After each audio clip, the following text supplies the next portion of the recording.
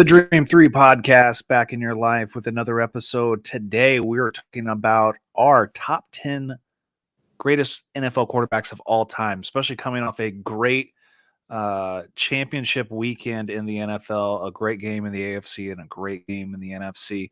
We'll get to that here in a second. But, Neil, what a great weekend of football. Like, you couldn't have asked the last two weekends, wild card weekend, divisional weekend, championship weekend. This is some of the greatest football we've ever seen.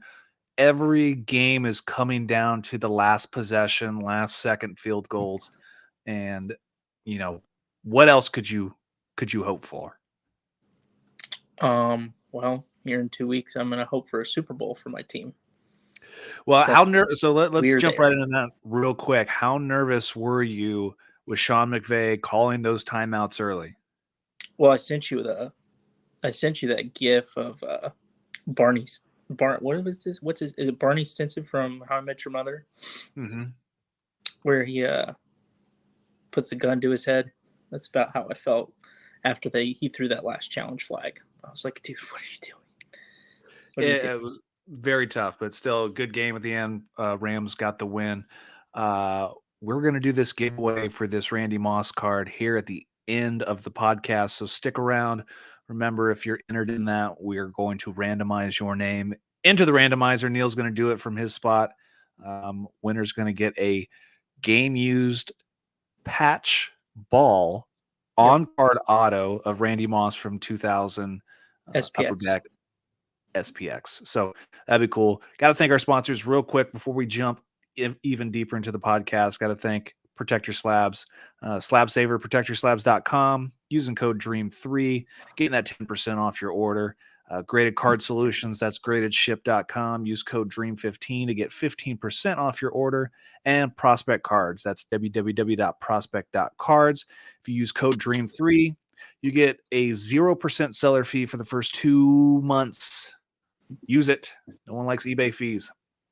But back to the game. So we had great play on both sides, AFC and NFC side. What does it do card-wise for guys like Joe Burrow, guys like Matthew Stafford? You see a big spike in their cards, just after the game ended. I think there was nothing but Joe Burrow cards on my timeline. Yeah. It was people wanting Joe Burrow, people buying Joe Burrow, people selling Joe Burrow. I mean, it was just the Joe Burrow show. And then in the Stafford one, I still saw a bunch of Joe Burrow. I think part of that is Stafford's kind of the forgotten quarterback, and Joe Burrow is the new kid in town. So I think he gets a lot of the attention. Plus, he's got a lot of years left in him. Mm-hmm. Stafford, this could be one of his, if not his last chance ever. So I definitely see why people are buying Joe Burrow. I am not buying Joe Burrow, and I'll probably regret that. I'm not buying Stafford just because I think we're pretty much at the peak of this year. It may dip in the offseason. It may not. I will say if you are looking to get in on Joe Burrow, probably should just take the hit. I think, it only goes up from here. Even if I think win or lose, I think you might see a little dip, but not enough that you're going to be substantially buying in for cheap in the offseason. I think Joe Burrow is going to be the hot ticket come national and next year, without a doubt. So I think I saw that the Prism Gold vinyl PSA 10 sold for $220,000. Probably. It's up from 52,000. So. Oh yeah. So people are obviously jumping on the hype, which is, the worst thing to do if you're trying to buy cards. You don't buy things on the hype. That you're too late in the game. You're going to spend way more money than you really, really should. Plus, like Neil, like you just said, we're at the end of the season. There's one game left, Super Bowl. After the Super Bowl, all football cards take a dive, take a little bit of a dip. So right now is not really the time to buy. Time is to look out. Now, I do think there are some sneaky plays that you could do this week for a quick Super Bowl flip. I'm thinking an Odell Beckham Jr., a Joe Mixon, even maybe some Cooper Kupp, Jamar Chase.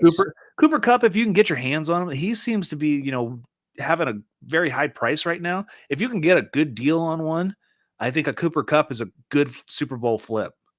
Aaron Donald. So you could, if Aaron Donald adds a Super Bowl to his resume, he is Hall of Famer for sure. Well, beyond that, I think he's the top two defensive players all time. I think the only reason why Lawrence Taylor's number one is because he's got a Super Bowl. And did he win? And he's got an NFL MVP, which they would never hand that to a defensive player ever. Not anymore. Absolutely no. Yeah. But yeah, so if you're trying to make the card pick real quick, it's probably not the time. You can take a whiff but stay out of the quarterback. Something, but stay out of the quarterback range. Like you're not going to see it there unless you're like buying Joe Burrow for like the next 10 years, 15 years. Then you're probably okay. Like you're going to be okay. But if you're buying Joe Burrow to turn it over in the summer or turn it over in the next year, I would probably not do that. No, because let's say, the base PSA 10 cards are going for, $650 right now. A week ago, $350 last week. They were $350. You could find them as low as $250 last week. So if you're buying at $650, the season's going to hit or the season's going to end. They're probably going to fall to about $400, back to $350, somewhere in that range, and then it's a long-term hold till the next season. And you're still, I don't see even preseason hype. You're not getting $650 back out of that card. I think Joe Burrow, you might, only because people will be so high. I will say, so like, here's my thought process now. It's like, does Joe Burrow pass Josh Allen in quarterback rankings for guys under 20, like let's say 26, because Mahomes is 26? Do you think he passes him? If he wins the Super Bowl, yes. Oh yeah, but he has an NFC title or an AFC title. I also think what helps Burrow right now is the coolness factor. I think he's a different type of cat. Like you don't hear, no one cares what Josh Allen's wearing to the stadium. No one really is caring what Josh Allen's doing post-game press conferences. He's not, I don't want to say Joe Burrow is dressing outlandish, but he's got a different style. He's got a swagger to him. I think people like. That is very attractive to people. It's the Conor McGregor type. Man, I kind of want to get into this dude, and whether it's, you're rooting for him or you're rooting against him, you got to respect his style and his swag. Yeah. I mean, a lot of confidence, and I think that's definitely something Josh Allen doesn't carry.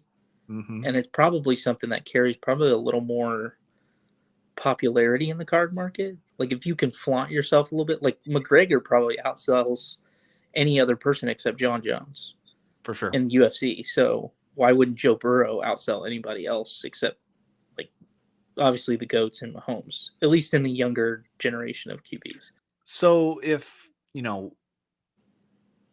Burrow's cards are going up, and I saw Ken Golden talk about this, everyone, for the most part, was basically expecting the Chiefs to kind of run over the Bengals, Mahomes go to the Super Bowl. We were expecting another, Patrick Mahomes spike. I mean, he goes to the Super Bowl again, possibly wins a Super Bowl. I mean, his cards are already on another level. Think about what it goes to the next level. Now, having a loss, what does this do to Patrick Mahomes' cards? Is it going to dip?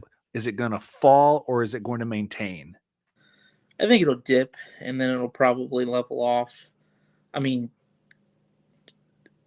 Patrick Mahomes is still, like, if you were starting your team today, Patrick Mahomes is probably the number one guy you're going to take out of anybody. Like, you're going to start a team with Patrick Mahomes. He's first overall off the board, no question. Because he's already got a Super Bowl. He's got an MVP. He's been to 2 Super Bowls and 4 conference championships. It's like in 4 years. So, I mean, you couldn't ask for more unless your name's Tom Brady. Very true. So I think in that aspect, like Mahomes is the guy to start, and there's still, I mean, he's still good. He's still that good. I think I think he catches a little bit of an off-season dip. That's Mhm. your time to buy. Heard a lot of people saying that, he dipped at the beginning of the year because the Chiefs started off, horrible, so horrible. And Patrick Mahomes cards were at not like tanking prices, but enough to where it's like, you know what, I could probably jump in and buy some of this. And you know, as he gets better, we're playing the sports card stock market.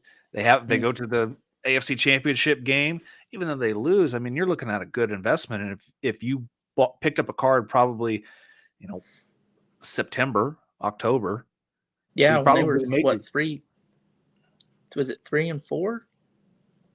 something like that. But Yeah.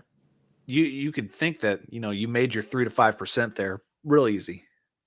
Oh yeah, if you bought when they were 3 and 4, and like I remember people were selling Mahomes silver PSA 10s for like 55, maybe $5,000. hmm And Like if PSA you bought nines have been that, you probably sold it at 7 grand and took your money and walked away.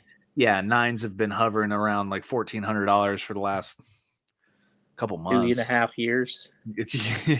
Yeah, basically. Yeah. No, I agree. I think Mahomes is a good buy in the offseason. Kind of like Brady after losing to the Patriots and then goes to the Bucks. It's a good time to buy. Now, if Brady does come back, it's a good time to buy. You know, So what are you thinking on that? With Brady's retirement, quote unquote retirement. Um, let's say he does not come back. Is the Bowman Chrome rookie card, is that the next 6 Fleer? kind of. So if you look at just general pop counts, and I think the average hobbyist and card collector now is smarter than they were 2 years ago. And if you look at the pop counts, it's too high for a PSA 10 to maintain a $300,000 card.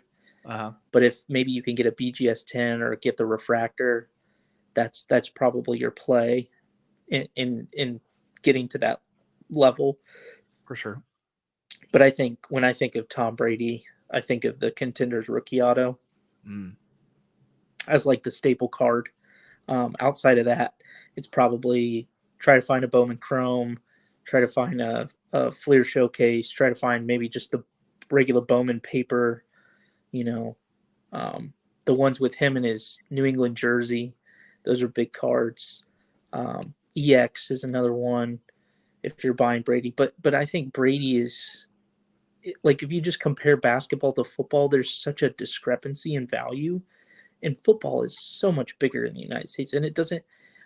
I think down the road, I think football just catches a little bit more because of how big it is, and I think it.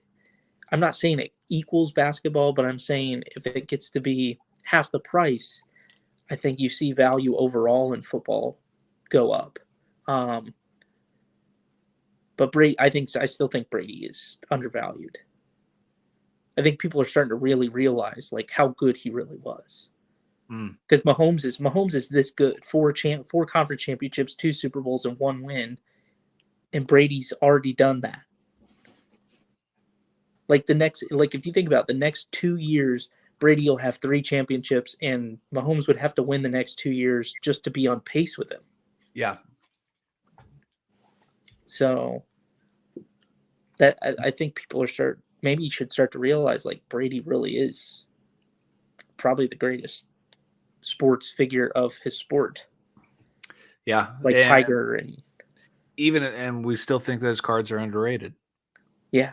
Like They if I def- can buy a Contenders rookie auto of Brady for $20,000, $30,000, and someone sells a Joe Burrow for 50K, like, are you taking Joe Burrow or are you taking Brady? Like, it just, I don't know, makes sense for me to buy more Brady, which yeah, I will be doing in the off season. I think that should be everybody's probably smart play is attempt the Brady in the offseason. My next one we've talked about is trying to get either the Bowman paper or the Bowman chrome, kind of depending on what I can move. But that's the next one in my GOAT lot that I kind of really have my eyes set on and really want. So, going after that. So while we're here, we got 2 weeks, but I know who you're going to pick. But what's your Super Bowl prediction? Are we doing a show next week? We can always do a show next week. I'm just Well, saying we're going to do one on Monday night after the Super Bowl. Super Bowl. I mean, the Rams are 4.5-point favorites right now. I think it's a close game. I think it's a 3-point game, but like, here's what I think people don't realize, and maybe it's me just being biased, but have the Bengals played a defensive line as talented as the Rams? A defense as a whole who's as talented as the Rams?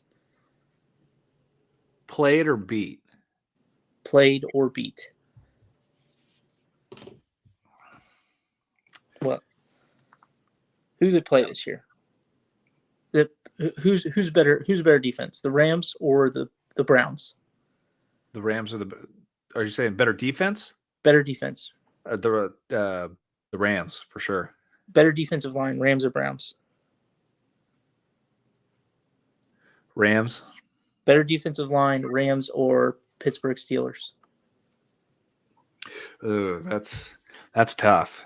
Because I'll give Aaron Donald, but I don't give Von Miller much credit anymore. But when I think of the Steelers, I think of, TJ, I think of Cam Hayward in the middle.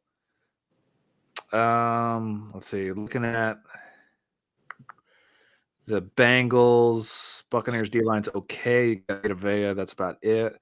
The Washington football team, not much.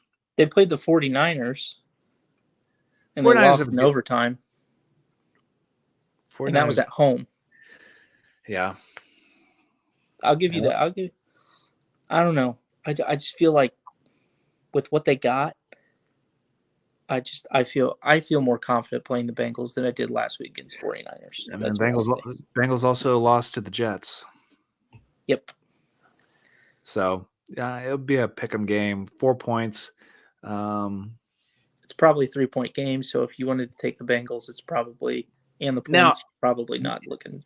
Hopefully Matt Stafford doesn't throw any of them Hail Mary, just chuck it up and see what happens down there.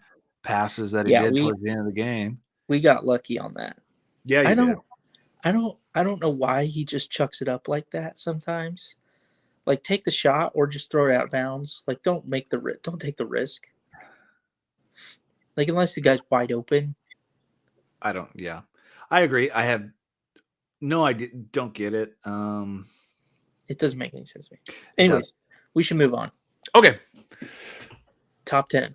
To the QBs. Top 10 QBs of all time. Now, this is our top 10 lists. They're going to be absolutely different. I don't know who you have on your list. You don't know who I have on my list. That's correct.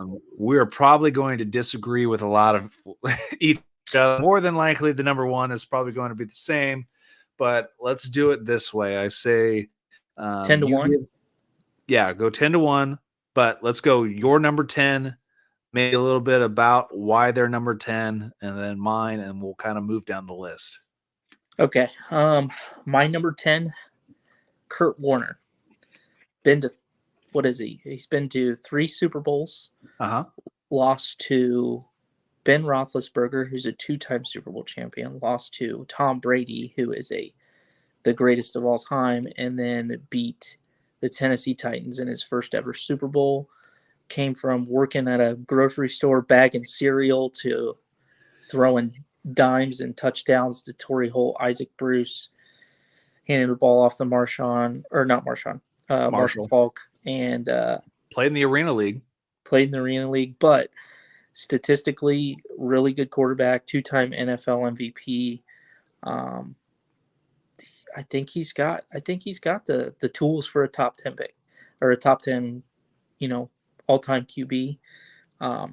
Now I sat down and like looked at all the stats, and I I just think Kurt Warner should be up there. So number 10, Kurt Warner. Number 10, Kurt Warner. Okay. My number 10 from BYU University, Steve Young. I'm going to go Steve Young, number 10 on my list, was with Tampa Bay Buccaneers, San Francisco 49ers, obviously.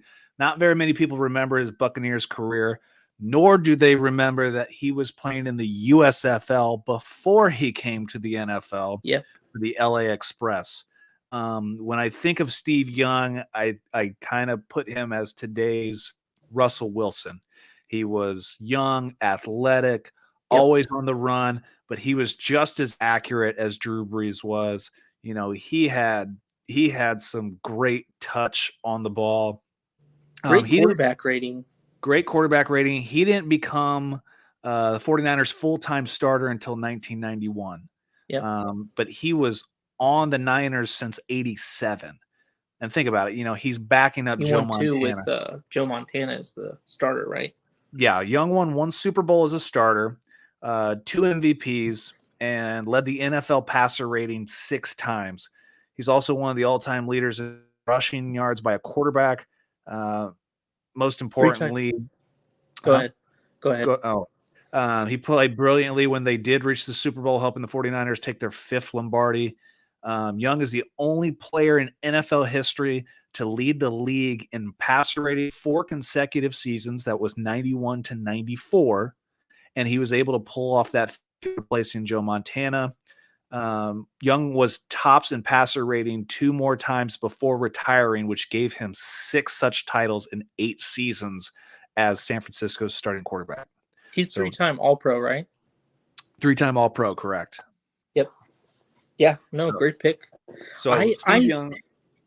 If you put Steve Young at 10, the rest of your list must just say Tom Brady on it because. So one thing I do love about, and I'll kind of say that on my list, for the most part, these guys that are on my list, I've seen play live. And the good thing about, you know, being the football fan I am and having the opportunity to have gone to so many NFL games is I've seen a lot of great players play in front of me, not on a TV. Like I've seen Steve Young, I've seen Michael Irvin, I saw Terrell Davis, I saw Barry Sanders. I watched these guys play football, and you know, that's what made me fall in love with the game. But I remember Steve Young a ton. He would always kill the Colts. So Steve Young, number 10. Cool.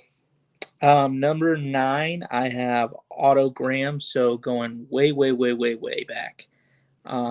Quarterback who, for the most part during his career, was a high completion percentage, a decent QB or decent quarterback rating for being back in the 60s, or was it 40s and 50s? He was Jim Brown era, wasn't he? Otto Graham was. I can't remember the exact years. I was looking at today. Anyways, he's a 46 to 55. Like, 5-time All-Pro, 3-time champion. Not only passed the ball pretty well as a quarterback. In his playoff record, I think he was 6-2. Which is pretty good. I mean, that gets you 3 championships. You're doing pretty well. And on top of that, he could run the ball as well. I mean, back then they ran the ball a lot more. And when you have a quarterback who can be a dual threat, you know, I think that puts him better. And when I think about it, it's like, you know, I always think, you know, who do you want in a game? Are you going to take Kurt Warner? Or are you going to take Otto Graham on the other side of the ball? And it's kind of like, well, granted it was early on, and Warner's a great quarterback, but Warner's capped by his physical ability and his arm. You know, if Otto Graham can continue to run the ball well, that's another added dimension that you got to take care of in a game. So that's why I had him number 9. Otto Graham, number 9. All right. Number 9 for me is quarterback of the Dallas Cowboys from 1989 to 2000, Troy Aikman. I'm going to go Troy Aikman, number 9, because, you know, coming out, he was, you know, what every GM in pro football was looking for in the position. He was tall, steady pocket presence. He had a strong arm. His stats weren't amazing, but he went to the Super Bowl a ton and won Mm-hmm. and won. So does the team around him help? Absolutely. You have to have those pieces in place. But I think Yeah, he had some of the greatest players of all time sitting on his team. yeah, oh yeah. But you even think about like from 92 to 95, the Cowboys led the league in fourth quarter rushing attempts every season. So it's not like Troy had to throw the ball a ton, but when he was, he had Michael Irvin, he had Emmitt Smith, he had Rocket Ishmael was on the team. Mm-hmm. Who else? Not to mention he had probably one of the greatest or most athletic offensive linemen ever. Yeah, he had Larry Allen, who was the strongest offensive lineman of probably all time. I remember rewatching the video. I think it was Larry Allen run down the corner who picked off the ball. Oh yeah, or the Pro Bowl where he bench pressed 225 like 70 something times. Yeah, amazing. Like, all right. But from 91 to 96, when the Cowboys were in the postseason every year and hosted the Lombardi 3 times, Dallas not only threw the ball less, but the numbers dwindled by the quarter. So if we take it by quarter, in the first quarter they were 15th in the league, second quarter they were 25th in the league, third quarter they were 29th in the league, and the fourth quarter they were last. So Troy Aikman's getting his passing done at the first half of the game, and they're handing it off to Emmitt Smith on the backside, winning games that way. So I'm going to stick with Troy Aikman, number 9. It's a good pick. Your list might be better than mine. We'll see. That's a good pick. Hey, what was his record in the playoffs? Do you have that stat? I can find it real quick. Let me see if I can get that. Because if you host, how many? I mean, he won 3 Super Bowls. I wonder how many playoff games he won. He played in 16. His winning percentage is .688. That's so he was 11-5 in the playoffs. That's pretty strong.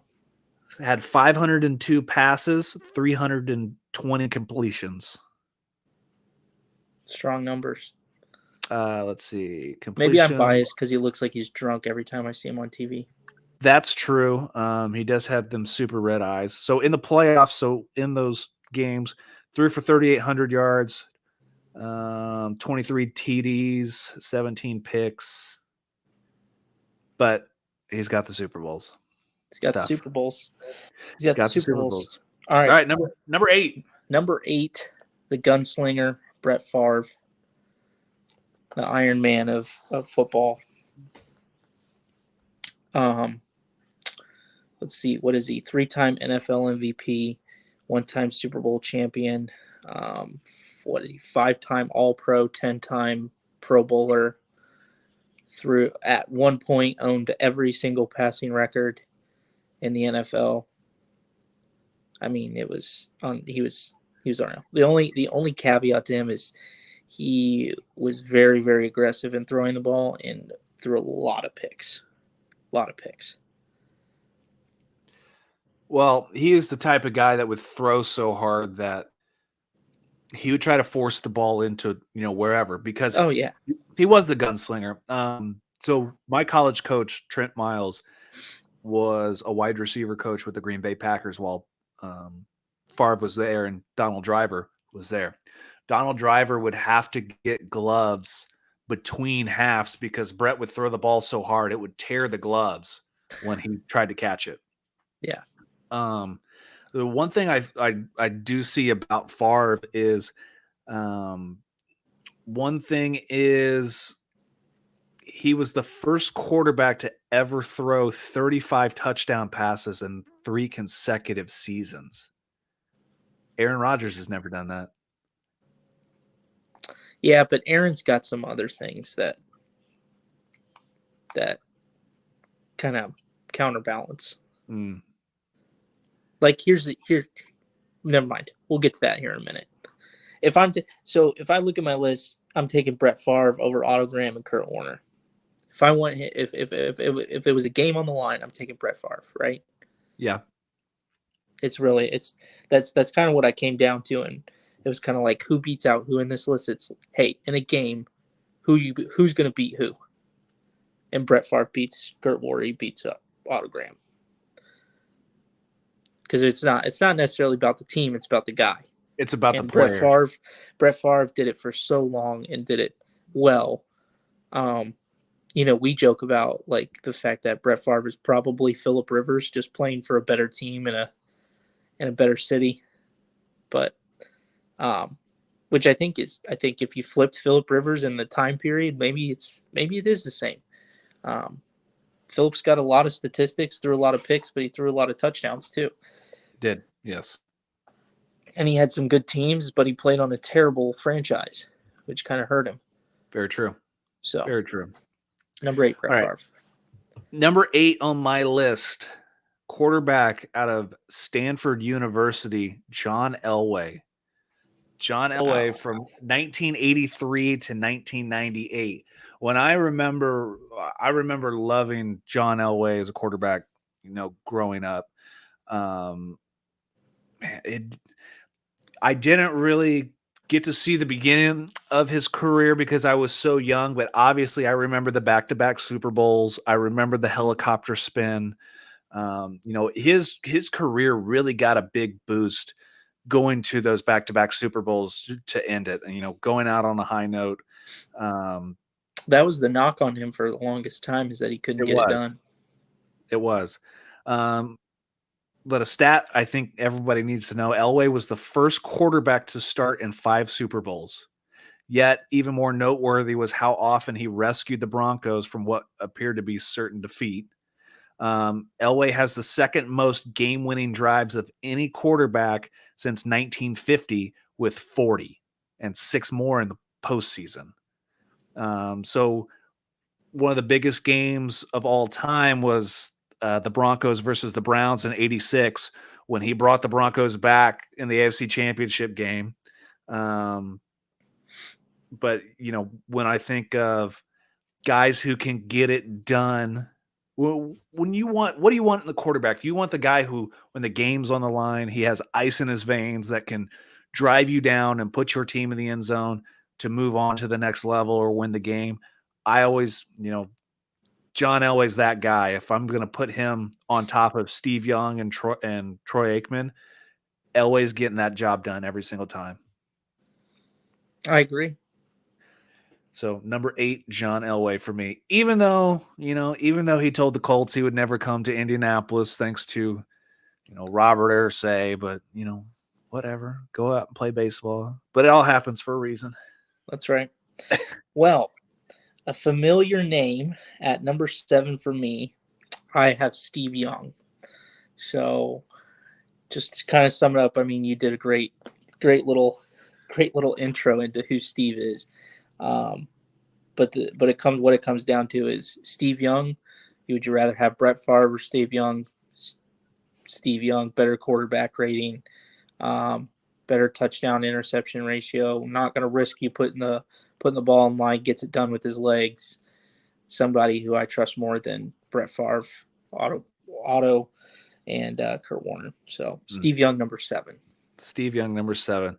In my list, number 7 from West Point. No, I'm kidding. Actually, from Navy, Roger Staubach. So going back to another Dallas Cowboy quarterback, Roger Staubach, from 1969 to 79. And, he lost some years because he had to serve. But Staubach, out of 100 starts, his winning percentage was .746. That's the second highest. Yeah, it's second highest all time besides Tom Brady. So, Staubach only went to 4 Super Bowls. He was only 2-2. But those losses only came from a combined of 8 points. So it's Mhm. not like he was getting blown out by those teams. And then despite going against defenses and those defenses that he played against finished third, second, third, and first in points allowed. So combined those opponents, the Dolphins, the Broncos, and both Steelers defensive unit gave up 11.7 points per game. So, Roger did okay against scoring against those guys. Yeah. He's Staubach's first season as a starter. He was 13-0 and won the Super Bowl, finished with a passer rating of 104.8. Staubach was, an amazing quarterback, great quarterback. I think better arm than John Elway. I think more of a general quarterback general than John Elway. So that's why I'm going to rank him higher as number 7. I like it. I looked at Staubach. He was somebody that, let's see. Are you reading this from Terrell? Yeah. Warner beat Favre in a heads up in the NFC Championship. Favre had 5 interceptions. Yeah. I like Warner, but I think what you have to take into account, it's not only about the playoffs, it's about longevity and what you're doing outside of that too. So, when we're talking about the greatest quarterback of all time, it doesn't mean, or the top 10 greatest quarterbacks of all time. Something you have to take into account is, not necessarily championships, because it's so hard to get to a Super Bowl, but what do you do outside of that? Are you a commanding quarterback? Can you always make the throw? Do you not have to worry about that? Worry about making those throws because you can rely on your arm, or is it something where you're basically just trying to play catch up because your team sucks? All those things come into consideration. Like Matthew Stafford, if Matthew Stafford plays on Green Bay, does he have more Super Bowls than Aaron Rodgers in Detroit? Like it's you never know. You never know because you're stuck with the team that you have and you got to work with what you got. So, good point. Thanks for the input. Yeah. Moving on. Number 6, I have John Elway. The knock for a long time was he couldn't get it done, but once he did get it done, it sets you apart. It helps your career. But I think he was one guy who, when it came down to it, could win you a football game. And that's what I think he brought to kind of give himself a better positioning than Steve Young, Favre, and all those guys. He can win the football game. And that's what it comes down to, right? Greatest quarterback of all time, you got to be able to win a football game. You play to win the game. Yes, play to win the game. Statistically, to play it. Statistically, he's a little bit lower, a little more inconsistent, but when your overall record in the playoffs was 14-7, that's a pretty good record in the playoffs. All right, number 6 for me, the greatest man to never win a Super Bowl, Dan Marino. Man. Dan Marino was, just lit up the football field. Led the NFL in passing yards in 85, 86, 88, 9, and 92. 86, he scored 44. He had 44 touchdown passes, which were 19 ahead of the next closest person. Is he a vintage Drew Brees?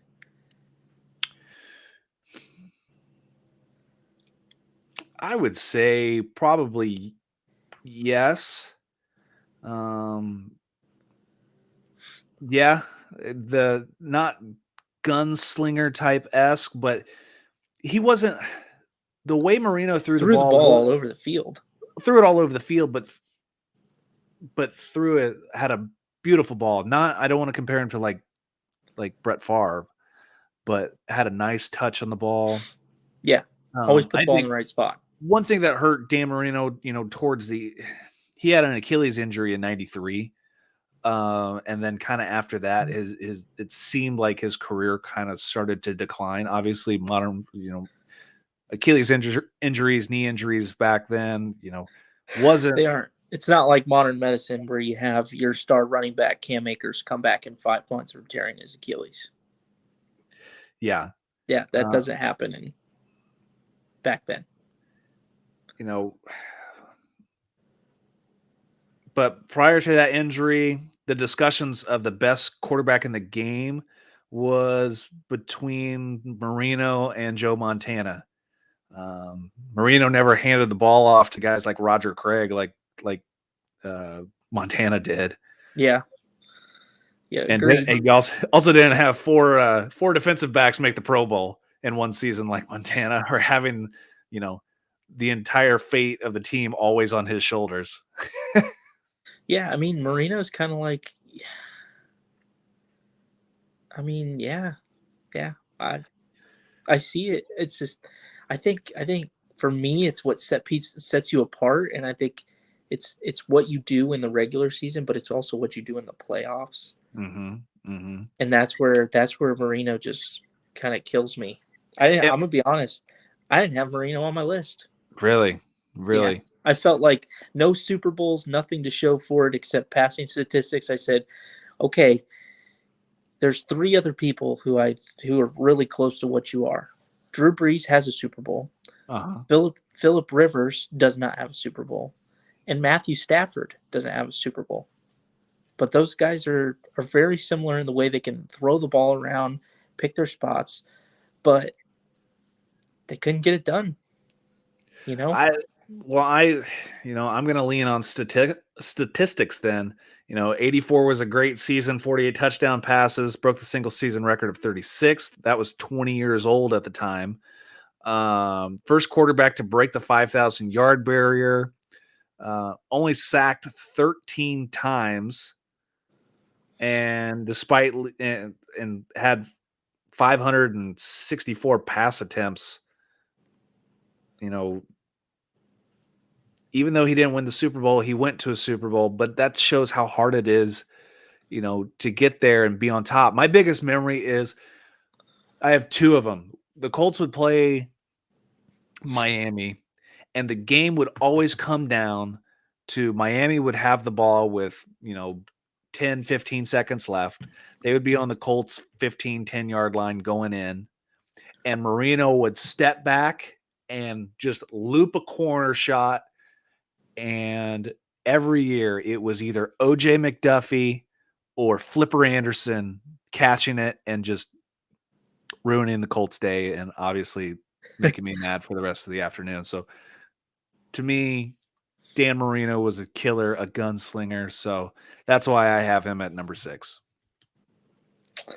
Fair enough. All right. Number 5.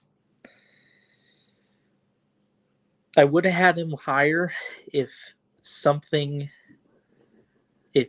playoffs would have turned out a little bit different this year. But I have Aaron Rodgers at number 5. And the reason why is he's going to be a 4-time NFL MVP. He's going to be in, I don't know how many Pro Bowls. I think it's 10 or 11. He's a 3-time All-Pro. It'll probably be 4 after this year. He's a Super Bowl champion. But when you talk about a guy who never turned the ball over and never put his team in a position or never put his defense in a position where they were playing behind, and you always had him who could go back and just sling the ball wherever he wanted and win a football game. Rodgers could do that. And his record doesn't necessarily show it, but he's probably one of the most talented, if not the most talented passer of all time. Highest quarterback rating, highest touchdown to interception ratio, just truly efficient with the football. Something that will probably, in our lifetimes, probably will never be beaten is efficiency. And the fact that he's done it this long, I think, is a testament just to how talented he is.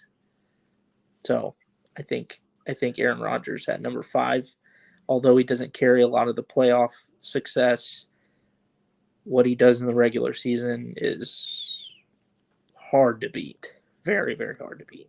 But even he's got some great, like, just playoff, like, game-winning drives, like the toss-up to oh, God, who was that? Was it Jeff Janis? Right at the end of the game against the Cardinals in, like, overtime or something? Oh, Or the Hail Mary? Yeah, the Hail Mary.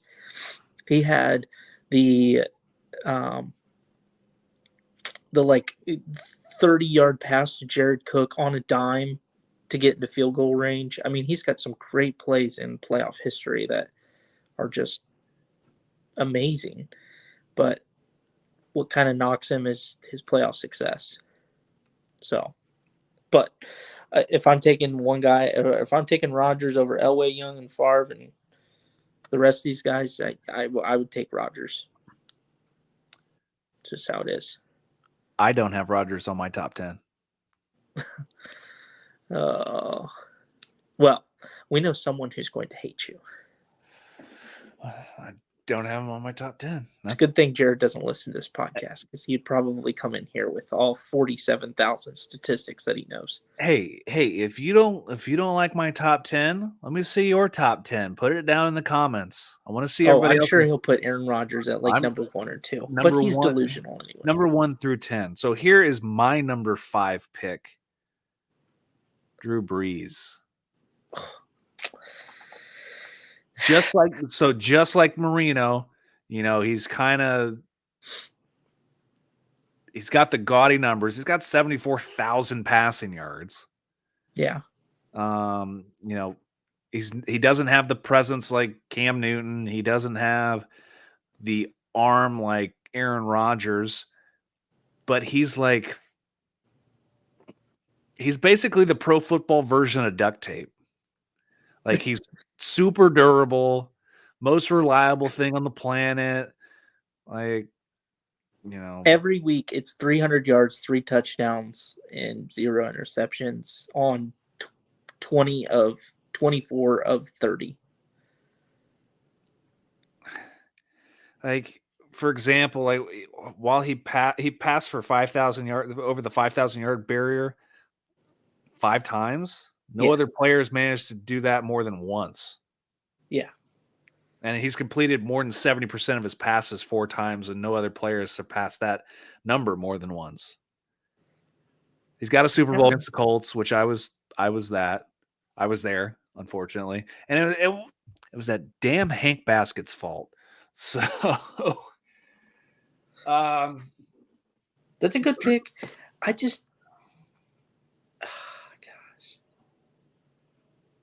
That's where it does. Like, Drew Brees, Aaron Rodgers, who are you taking? Drew Brees. Oh, see, I'm Aaron Rodgers all day. See, that's the debate. Like, that's 2 great quarterbacks in the same era. I mean, they're pretty much the exact same. I mean, they're like almost spitting images of each other. One just has more passing yards, and one has a better touchdown to interception ratio and quarterback rating. True. So I'm one's 6'2", the other one's 5'10" ish. 5'10" with a shoulder injury that ended. Think about this. What if he never went to New Orleans? What if he stayed in San Diego his entire career? Jeez. And we're talking about him never finishing anywhere. Here. Is he like a Phillip Rivers type? He's Phillip Rivers type quarterback. Yeah, he's Phillip Rivers. What's he got? What did D-Plant say? Blamed everyone else but himself. Guy can go kick rocks in the middle of the desert for all I care. D-Bland is not a big on the end. Here's the thing. I think Rodgers, though, I mean, his talent, you got to, just his talent as a quarterback alone should make him one of the greatest players of all time. But yes, his success brings him down. maybe after this year he's brought down a little bit more, but I mean maybe he goes to Denver, wins another Super Bowl, and then all we're saying is Aaron Rodgers top 5 quarterback all time, you know. But I like Drew Brees. I mean, I have a Drew Brees signed helmet. Is it a Purdue helmet? It is a Purdue helmet. It is a Purdue helmet. Yes. Spoiler. That's why you like Drew Brees. I love Drew Brees. I had a Drew Brees jersey when they played the Super Bowl against the Colts. I also had a Reggie Bush jersey too. Yeah, I remember that. I love Reggie Bush, man. All right, number 4. All right. Number 4, Johnny Unitas. Gosh, I wish I had all his stats in front of me.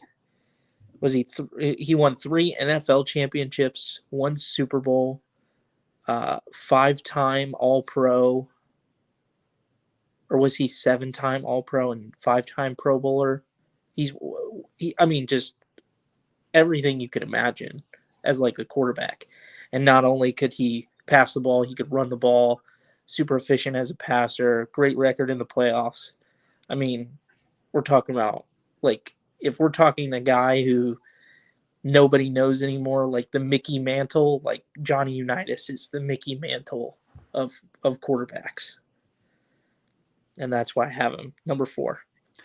Number 4, Mr. High and Tight, high top, black shoes. I'm also going Johnny Unitas, number 4. Unitas is the only player to lead the league in passing touchdowns 4 straight years, a feat he pulled off from 1957 to 1960.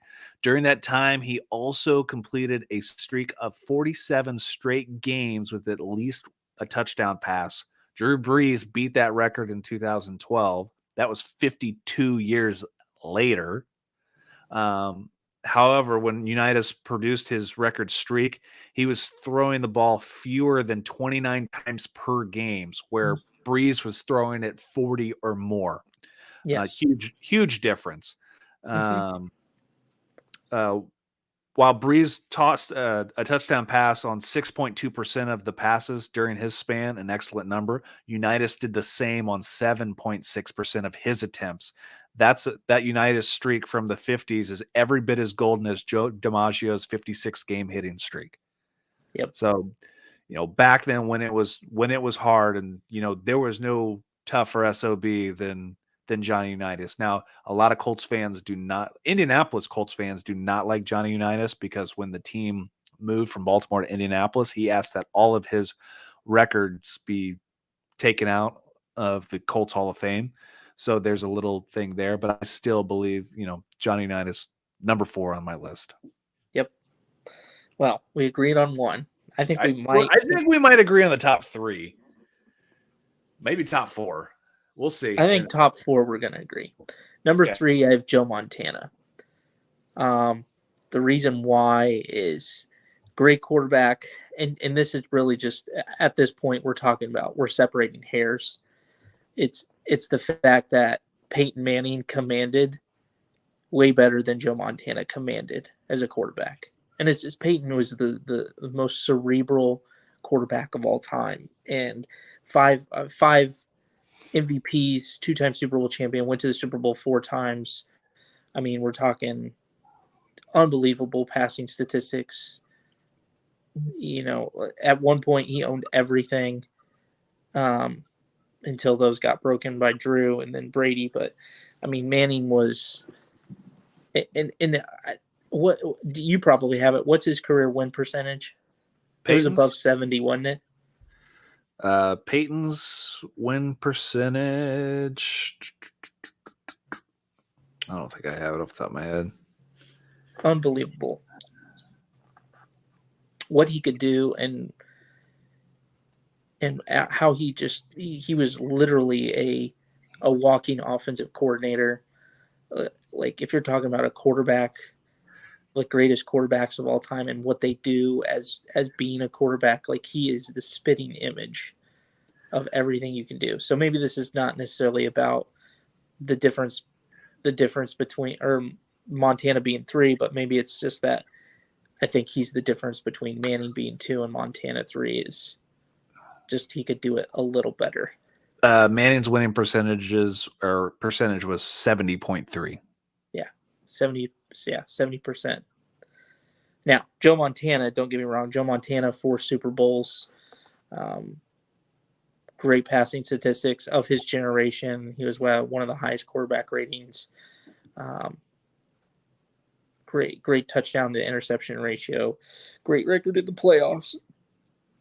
Granted, he was surrounded by talent, but when you're surrounded by talent, what do you have to still do? You still got to go out and win the football game, and wins are important, and that's what Montana could do, and he's got 4 Super Bowls to his name because of that. So you have Montana 3 and probably Manning 2? Manning 2. Okay, so I'm backwards. I'm Manning 3, Montana 2, and I'll tell you why. Both great quarterbacks, both great. I'm actually surprised by this. So my biggest thing is, when does Peyton fail? Well, take Tom Brady out of the equation. Does Peyton Manning's the greatest quarterback of all time? Because he doesn't have to worry about Tom Brady. Okay, so with 1 Super Bowl, you're saying Peyton Manning's the greatest quarterback of all time? No, he's got 2. Okay, I don't look at the Denver one. Congrats, you beat the Carolina Panthers. But if you think about in the time frame of what Manning played through and the quarterbacks that Manning had to play in the AFC, like you had Roethlisberger, you had Brady, like that's 9 Super Bowl, or in his time, that's what, 7 Super Bowls? Yeah. 7 Super Bowls, and how many years did Manning play? 20? 80 or 98 to 15. Okay, so 17 seasons? Yes. So in 17 seasons, you had 7 Super Bowls taken away from you, and you won 1. Yeah, you might have underachieved, but what happens if you don't have to play those guys? So here's my thing. Like I'm saying, the talent level in this generation of football and quarterbacks is better than what it was back then. Okay, but to me, what makes Montana over Brady is winning when it counts in the playoffs. Think about it. When I growing up, let's see. The Colts went to the playoffs. Let's see. Peyton's second year, which was 99. We played Steve McNair and Eddie George and lost. Then 2000, we played Miami in the first round and lost. 2002, which was a good Manning year. Not only did we lose, we lost 41-0 to Herm Edwards' Jets with Chad Pennington as the quarterback. So you can't blame it on the defense. Peyton didn't get his first playoff win until 2003. Yeah, but what was he doing in the regular season too? That's great. I mean, Dan Marino had great regular seasons also. Yeah, but I mean, Manning has the playoff success. It just took him a little bit. So the only thing that you could say is Manning probably should have a 3rd Super Bowl. 2005, if Vanderjagt doesn't shank that field goal, Colts win. Colts were the best team in the league that year. And then they go and play the Seahawks. They would have murdered the Seahawks. They would have murdered the Seahawks. Murdered them. Yeah. But, Mike Vanderjagt probably liquored up, kicked that thing so far right. We shouldn't put ourselves in that position anyway. Then that changes Big Ben's career and legacy. Yes. Well, I don't have Big Ben. He's got 2 Super Bowls and great passing statistics, owns 3 of the top 5 passing games all time, and I don't even have him in the top 10. I don't have him on top 10 either. Yeah.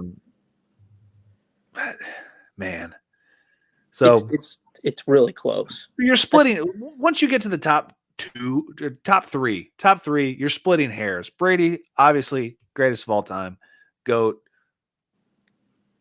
the Super Bowls. You got It's Brady. It's what like else do you want? what We all know who 7 number Super one Bowls. is. He's got more playoff wins than everybody on probably the list combined at this point. What's he got? Like 900 wins in the postseason, something like Okay. that. Yeah. Okay, so Elway lost a bunch before finally winning in his last 2 seasons. Yeah, but he went to 5. He went to 5. Manning, how many Hall of Famers did he have around? He had 3 Hall of Famers, and then middle of his career had 4 Hall of Famers around him, Mm-hmm. and still couldn't get the job done. Yeah, but I also always think of Manning as playing with terrible defenses that like how many times was Manning winning games and he had to win the game 41-35 because his defense can't give up, or his defense gave up 30 points a game. As a 38-year season ticket holder to the Indianapolis Colts, I can tell you that the defensive were trash of all time. Yeah. But that's one of that's probably something I should have brought up is like Manning literally played Manning played with the defenses that Aaron Rodgers has had, which is terrible, but he was able to put together the wins that Aaron Rodgers couldn't. True. Very true. Which I mean, Montana had how many Hall of Famers does Montana have? Roger Craig. Let's see. Roger Craig's in the Roger, Jerry, Roger Craig, Jerry, the greatest wide receiver of all time. Greatest wide receiver of all time. Which we'll get to in the wide receiver top 10. OJ Simpson. No, not OJ Simpson. But even on the defensive side of the ball, I mean, Ronnie Lott. I can't think of him. I'll have to get Charles Haley. Yep. Bill Romanowski was 91. So never mind. I mean, we know the top 3, but hey, we'll see other people's lists. I don't want to hear this. I want to see your list. So who's on your nomination list that didn't get into the top 10? Do you have anybody that had that did not make it in? Yeah, I didn't have. I one guy or a few guys that I was looking at that just didn't make it. Roger Staubach was one. I just felt like part of it's longevity and what you do in your career. Part of it's, what you're able to do in your career. And maybe it's just me just being naive to not being that old, and he's kind of long and forgotten a little bit. Mm-hmm. But I didn't even think about Bart Starr just because I think that's probably a little too dated for me. But Drew Brees was one that I was considering. I mean, it was pretty much like a top at the 10. And I threw Warner in there because I'm a Rams fan. So what about Jim Kelly? I mean, I'm throwing him like in the Marino category. It's kind of, I mean, what did he go? Didn't they Bills go to the 4 straight Super Bowls? 4 straight. Yeah. I mean, that's great. But you don't have a Super Bowl. Like maybe one Super Bowl gets him there, But even then, like, yeah, I mean, if you've got 1 Super Bowl, you're ahead of Warner. But I think that, the more Super Bowls you go to, I think that plays a part. But you also got to put it up on the field outside of that too. Now, how do you rate, if we're thinking the greatest quarterbacks of all time, it's kind of hard to, how far back do you dig? Because you can think of like the NFL top 100 list and, everyone would say like slinging Sammy Baugh. Yeah, no. I mean, of course, he could possibly be a top 10 quarterback of all time, but he played in the 30s and the 50s. Right. Yeah, and that's why I chose. I mean, I think we both can agree Johnny Unitas should be a top 5 quarterback of all time because of what he could do and what he showed from a quarterback's ability when the primary focus of the quarterback was not always throwing the ball like it is now. Like completely different era of football. but he dominated, and that's where probably the difference in having him there. So, did you consider Dan Fouts at all? No. Chargers, man. If you want to be a good quarterback, just get away from LA. Herbie, I'm going to tell you right now, Justin Herbert, if you want to be a good quarterback, find a way out of the Chargers. Like, get away. Also, I didn't consider Fouts. I always thought Fouts was a great quarterback, but not top 10-ish. Yeah. Great player. He had Kevin Winslow Sr. He had some good guys around him, but yeah. Trying to think of anybody else that you could throw in there. Old school guy, Fran Tarkenton, possibly. Yeah, Fran played forever, but I think there's better quarterbacks now than there, the older you go. How about Warren Moon? One that I considered, but it's fringe, man. See, it's tough. You can break this down into so many different categories, like greatest running quarterback of all time, greatest like. Then you have the Randall Cunningham. I guess the only one that I could say I'm surprised at is or you could say you'd be surprised at is having a one-time Super Bowl champion in your top 5. But Aaron Rodgers is probably the most efficient and talented quarterback ever to play the game. Like, from a pure efficiency standpoint. Ooh, how about Terry Bradshaw? He won 4 championships. Yeah, but he was never a Super Bowl MVP. I don't even think he made the All-Pro team. Did he make any? Did he make a couple Pro Bowls? I don't think so. I'm trying to remember. I was looking him up today because he did win 4 Super Bowls, but it's kind of like Ben Roethlisberger. It's kind of like, but even Bradshaw wasn't as great as Ben was as a quarterback. Does that make sense? Yes. Like, Bradshaw is like a game manager more so than a quarterback.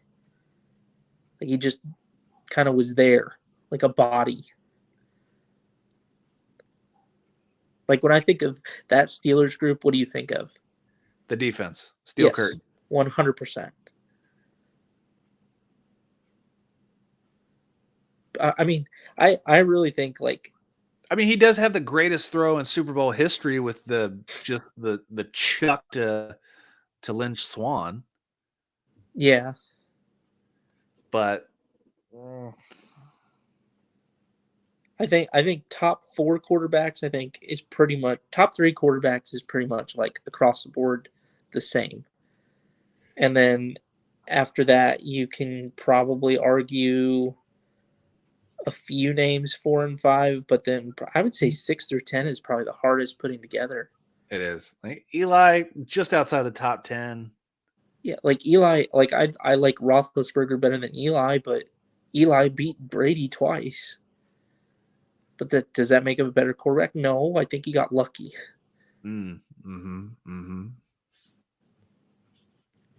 There's a lot. There's like 6 through 10. You could probably argue 15 to 20 guys. Yeah, you could.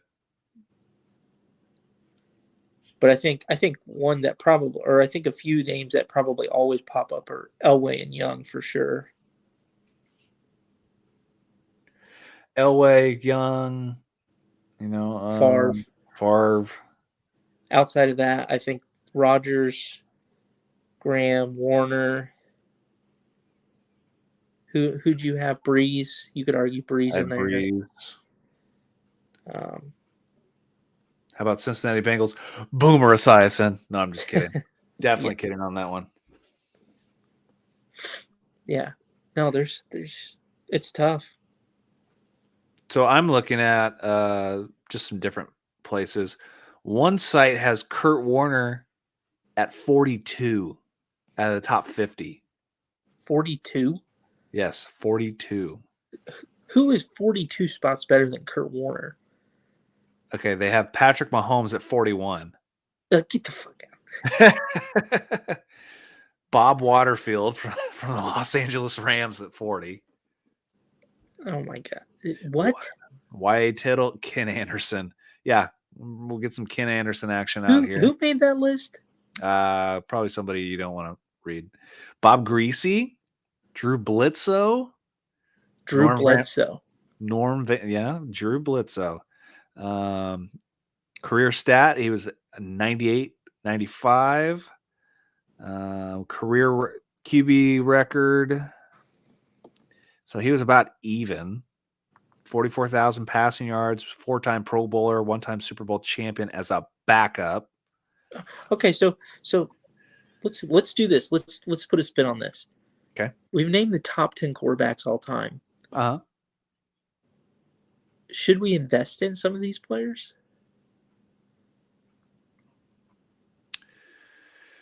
Johnny Unitas comes to mind as one that's probably quite underrated. I had a Johnny Unitas card that I bought for like $100 that I shouldn't have sold. It was like Johnny Unitas, probably underrated. Okay, so look at your list right now. Who's the most underrated buy, do you think?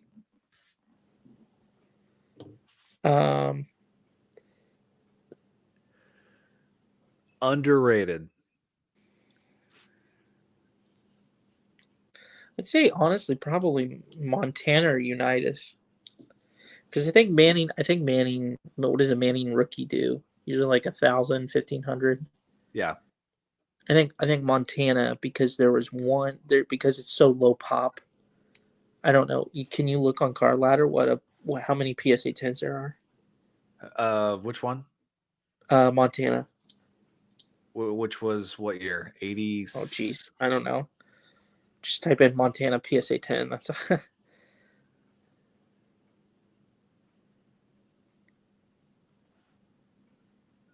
yeah. I think Montana probably is underrated. 86. No, 81. 81 PSA 10. Pop of 108. Oh. Okay. Maybe it's properly rated. What year? What year was it? 81 tops. 81 tops. I mean, the base cards are going for $400 or just raw. So let me ask. So if a Montana PSA 10 does 66,000 and it's a pop 108, what does a Manning PSA 10 do? I think now, which Manning are you talking about? Because I think Manning's was the Topps Chrome. That was his. I mean, Manning, the base, right? Base PSA 10 does 1,200. It's pop 1,200. So you're talking about, 12 times the pop, but a fraction of the price. Maybe those should be a little more. So I had this card and I sold it. 1972 Topps Roger Staubach rookie. I don't remember what PSA I had. I could probably look back at it. Yeah. I wish I never sold that. Yeah. What's a Unitas rookie do? I had a Unitas also. I can't remember which one it was. 57 Unitas? Sounds about right. Here you go. PSA 9 Topps PSA 9 Johnny Unitas 1957. A pop 8 did $90,000 in 2018. Wow. So Card Ladder's value on it is $215,000 right now. Okay, so Roger Staubach pop. Let's look at the pop report on this. Card number 2, Hondo. Okay. As I just missed it. I think there's some good buys. Like when you think of, go ahead. Oh, there it is. Pop report. So there's Roger Staubach rookie PSA 10, there's 99 in existence. I think those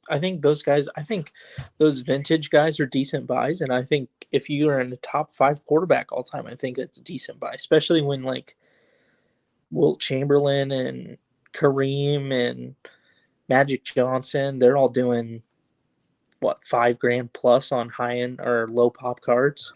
Yeah, so latest sale on a 10 Staubach was $22,161. PSA 9 was $13,000, and then you could get an 8 for $2,100. So I like an undervalued stuff. Well, undervalued like 90s quarterbacks. We'll jump kind of back into the card thing, like 90s quarterbacks, because there were so many variations and cool cards in the 90s that don't get a lot of love. Whether, even though it's not the rookie card, you had Finest collectors, refractors, you had finest refractors, PMGs, you had PMGs, you had collector's credentials. edge, you had, there was just so many cool different cards that don't get a lot of love. Like I have that collector's edge 95 Dan Marino, that beautiful card, beautiful refractor. And, I got it, I think, for a steal. So Yeah. stuff like that, I really enjoy too. It doesn't get the love that it should in the card hobby, but Yeah. I think if you're truly like a football fan invested in quarterbacks, like picking up Manning right now, Unitas, Montana, Elway, Favre, Steve Young, I think those are all great. Staubach, those are all great pickups. Marino, those are all great pickups right now. yeah. Brady's way too, even though it's a good price, unless you have you're not starting out your card inventory with you got to work your way up but I will say there's some affordable Brady's, like even in just his even just like in Patriots uniform, but maybe like a lower end EX, like you could probably find an EX PSA 8 for a few grand, which in the card world really isn't much, but maybe to the layperson is a lot. I think those are probably long term. You'll probably make money on those if you want to invest, or if you just wanted to hold, maybe just go like Bowman paper and get like an 8. I think that's a cheap option. Cheap options, yeah. And you own somebody of Tom Brady in his Patriots uniform. It says rookie card on it. So obviously the rookie card is going to drive, the top dollar. Do you think there's any money in investing in Tom Brady's first Bucks jersey card? If there ever is a Tom Brady patch auto with a Bucks jersey, yes. Or Bucks auto, on card auto, yes. Do I think Bucks rookie card? No. I think we saw that with LeBron. I think stuff's just mass produced now, unless it's like super low numbered. Okay. Yeah, super low numbered, or like one of like the red super short prints that's team color match. But if I'm sticking to, if I want to hold something for the collecting, I'm picking some long term with rookie cards. Stick with the rookie cards. So next week we're going to do the top 10 running backs of all time. So I think, in my opinion, running backs is going to be way harder than quarterbacks. Yeah, I think I can think of a ton of great running backs. Yes, I think even your top. I think even 1 through 5 can be completely different from each other. Like some people be like, "Well, Emmitt Smith owns all the rushing yards," but somebody could be like, "Yeah, but okay, cool. Frank Gore can still come back and play." Yeah, Frank Gore could still come back and play, and yeah, I mean, someone could argue Walter Payton or Barry Sanders or Jim Brown or Edgerrin James, or Earl Campbell, or like Earl Campbell. Yeah, Bo Jackson. I mean, you could argue, Bo could have been one of the greatest running backs of all time if he wouldn't have dislocated. Next week's definitely going to be, I think, harder. Yeah, for sure. All right, sure. you ready to do this giveaway? It's giveaway time. Yep. All right, let me. I got my computer pulled up, so we'll be able to do this. Did we have any other ads to the list? No, I think what I sent you is all good. Okay, so let me move we're my mic around a little bit. we're going to give away a 2000 Upper Deck on-card patch auto of Randy Moss. All you had to do was like the page. So here we go. Comment, subscribe. So there we go. I've got it pulled up. So I got the randomizer pulled up. I got the dice roller pulled up. So what I'll do is I will go into the list that you gave me. Okay. We're going to copy all the names. So on the dice. Yep, the 4 or dice higher. 4 or higher. Or higher. So we'll go ahead and paste these in. So as everybody can see, everybody is in. Oscar, Brad, Michael, Mark, Dennis, Burleyman, Dustin, Chris, Samuel, Tyler, and Denny. They are all in. We'll go to the randomizer. So the way this will work, I'll roll the dice. We need 4 or more on the dice. Whatever the number is on the dice, we will randomize that list. At the end of that number, when the list number or list randomizer matches the number on the dice, we will crown our winner in the number 1 spot. So first roll, we get an 8. 8. So as you guys can see, double 4s, that's an 8. We'll go to our list randomizer. We'll reset or randomize. 1, 2, 2, 3, 4, 5, 6, 7, and 8. So as you can see, you have randomized the list 8 times. Mark Moran, you are our winner. Can you If zoom you're in on that, listening please? to the podcast, please DM either Showtime or me your address, and we will get that shipped out to you. Can you Mark zoom in Moran, on that, the please? winner. Say what? Can you zoom in on that, please? Yes, here. Just so we can show it. Oh. So we see 8 times. Yep. And Mark Moran is our winner.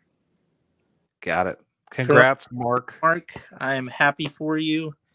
Randy Moss, one of the greatest wide receivers of all time. Let me flip this around. Sweet.